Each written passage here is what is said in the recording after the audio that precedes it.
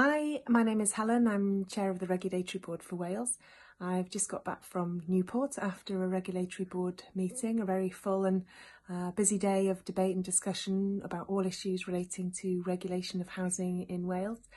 I wanted to say a big thank you to everybody who has got involved with our Tenants Pulse project, working through TPAS.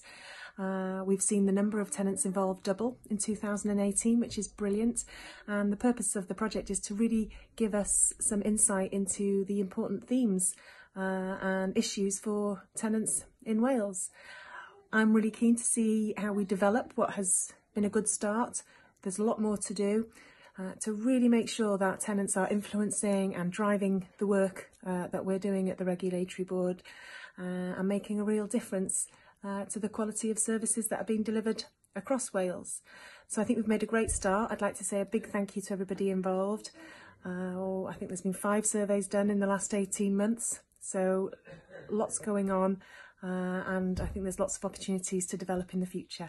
So I look forward to updating you soon on where we take it next. Of course, we are doing the thematic review on tenants at the heart of regulation.